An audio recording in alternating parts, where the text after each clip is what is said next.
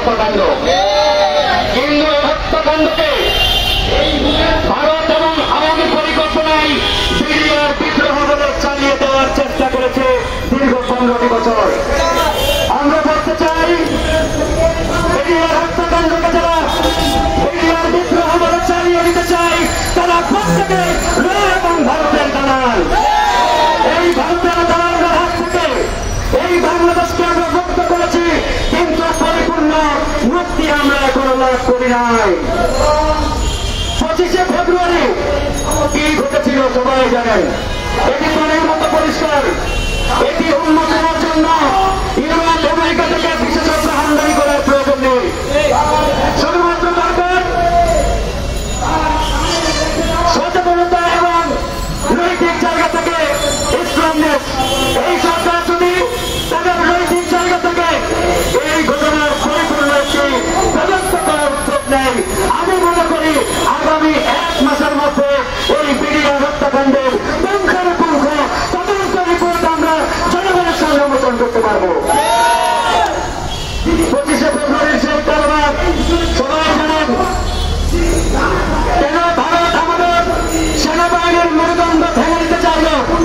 ভারত জানে আমাদের বিডিআর ছিল আমাদের সীমান্তের জায়গা। এই বিডিআরকে বলা হতো আমাদের সীমান্তের বাঘ। এই সীমান্তের বাঘের সাথে 2008 সালের পূর্বে ইন্ডিয়া কোনোদিন কোনো লড়াই জিততে পারে নাই।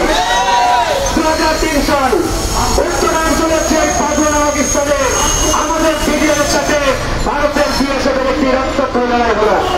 সেই লড়াইয়ে আমাদের বিডিআরের কয়েকজন জওয়ান যে বীরত্বের সাথে ভারতের বিএসএফকে পরাজিত করেছিল, সেটা আমাদের ইতিহাসে আজও সনাক করে লেখা রয়েছে। সেদিনেই ভারত সিদ্ধান্ত নিল বাংলাদেশের সেনাবাহিনীর মেরুদণ্ড ভেঙে দিতে হবে, এই বিডিআরকে ধ্বংস করতে হবে। এই বিডিআর থাকলে আমরা আমাদের সীমান্তে বাংলাদেশকে কাবু করতে পারবো না। তৎকালীন সময় বিএনপি সরকার ক্ষমতায়, যখন খালেদা জিয়া প্রধানমন্ত্রী, তখন খালেদা জিয়াকে দিয়ে ভারত তাদের এই সত্য ঘোষণা বাস্তবায়নের চেষ্টা করলেন। কিন্তু তখন খালেদা জিয়া আকস্মিক নেতৃত্বের কারণে ভারতের কাছে মাথা নত করলেন না। ওই সময়ের পত্রিকাগুলোতে দেখবেন এভাবে হেডলাইন হচ্ছে ভারতের পিঠে ভারতের চাবুক, এরকম অসংখ্য হেডলাইন দেখতে পাবেন। যখন এই খালেদা জিয়া রাজি হলেন না, ঠিক তখনই নায়ক পরিকল্পনায় ভারত সিদ্ধান্ত নিল বিএনপিকে হটিয়ে আওয়ামী লীগকে ক্ষমতায় বসাতে হবে। একমাত্র আওয়ামী লীগকে ক্ষমতায় বসিয়ে আমরা আমাদের সিদ্ধান্ত বাস্তবায়ন করব। এই প্রোগ্রামের নির্বাচন সেটা ভারতের ঘোষণা, ভারতের পরিকল্পনা। এরপর 2001 সালের 30শে ডিসেম্বর নির্বাচন হবে। সেই নির্বাচন পরিপূর্ণভাবে ভারতীয় ইঞ্জিনিয়ারিংয়ের মাধ্যমে হাসিনাকে ক্ষমতার চেয়ারে বসানো হল। হাসিনা ক্ষমতায় বসলেন জানুয়ারি মাসে 2009 সাল। আর 25শে ফেব্রুয়ারি এরকম একটি নারকীয় হত্যাকাণ্ড ঘটল। আপনাদেরকে প্রশ্ন করতে চাই, 1.5 মাসের মাথায় এরকম একটি নারকীয় হত্যাকাণ্ড পুনর্বার পরিকল্পনা ছাড়া সম্ভব কিনা? কোনোভাবেই সম্ভব নয়। এই পরিকল্পনা দীর্ঘদিনের। প্রিয় বন্ধুগণ, কথা বলতে চাই না, একটার কথা একটা বারবার আমাদের এই হত্যাকাণ্ড মূল আসামি 1 নম্বর আসামি গনি হাসিনা, 2 নম্বর আসামি আব্দুল কাদের, 3 নম্বর আসামি জাহাঙ্গীর কবির নানক, 4 নম্বর আসামি শরৎ দাস। এরপরে ধারাবাহিক যারা জড়িত এদের প্রত্যেককে এই মামলাগুলো অন্তর্ভুক্ত করতে হবে। কিন্তু আমরা ব্যথিত হয়েছি, কষ্ট পেয়েছি, যখন এই সরকারের আইনমন্ত্রী বলে আগের মামলাগুলো বিচার কার্য শেষ হোক, তারপরে কমিশন করবো। আইনমন্ত্রী জানি না আগের মামলাগুলো কারা করেছে। আগের মামলাগুলো হচ্ছে হাসিনার আমলে। প্রত্যেকটা মামলা মিথ্যা মামলা, ব্যক্তির আমলে আমাদের নিরাপরাধ বিডিআরের সদস্যদেরকে আসামি বানানো হয়েছে, সেনা কর্মকর্তাদের আসামি বানানো হয়েছে।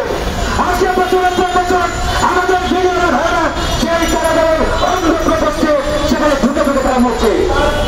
আর আইনব্যবস্থা বলে আগের মামলাগুলো শেষ হোক। ওদের আদেশ করছেন আসিফ নজরুল সাহেব, আপনার অভিজ্ঞতা থাকে ইতিহাস জেনে রাখুন, তথ্য যাচাই করুন। তবে এই হত্যাকাণ্ড নিয়ে ভারতের নীল নকশা বাস্তবায়নের চেষ্টা করলে জনগণ পিঠের চামড়া ঠিক রাখবে না। পরিষ্কার, এই হত্যাকাণ্ড আমাদের অস্তিত্বের সাথে জড়িত, বাংলাদেশের সার্বভৌমত্বের সাথে জড়িত। এটা নিয়ে কেউ যদি তাল বাহানা করার চেষ্টা করে আমরা বসে থাকবো না।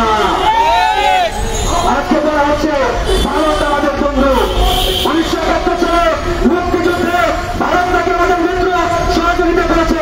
এটা টোটাল ভাবে মিথ্যাচার। ভারত কোনদিন বাংলাদেশের স্বাধীনতা সার্বভৌমত্ব স্বীকার করে নাই। ভারত শুধুমাত্র চেয়েছিল বাংলাদেশ যাতে পাকিস্তানের কাছ থেকে কাট অফ হয়ে যায়। এতটুকুই, এর বাইরে ইন্ডিয়া আর একচুল পরিমাণ সামনে চাই নাই। স্বাধীনতা মানে কি? ফ্রিডম মানে কি? ইন্ডিপেন্ডেন্স মানে কি? আরেকটা দেশের কাছে লোকজন হয়ে নামানামা করা? নো, সেটার মানে স্বাধীনতা নয়। স্বাধীনতা মানে বিশ্ব দরবারে মাথা উঁচু করে দাঁড়ানো, বিশ্ব দরবারে চোখে চোখ থেকে বার্গেনিং করা, নিজের দেশকে তুলে ধরা, এটাই স্বাধীনতা। আর ভারত এটা কোনোদিন চাই নাই। ভারত চেয়েছে বাংলাদেশ পাকিস্তানের কাছ থেকে আলাদা হোক আর ভারতের মোকাবিলা থাকুক, ভারতের উপরে ডিপেন্ডেন্ট থাকুক, ভারতের উপরে নির্ভরশীল থাকুক। এটাই ইন্ডিয়া 1971 সালে চেয়েছিল। আর 54 বছর সেটাই বাস্তবায়ন হয়েছে। বন্ধুগণ, যাই হোক, কথা বলতে চাই না। পরিশেষে একটা আবেদন থাকবে আমাদের, আমরা এই বিজেপিকে দেখতে চাই না।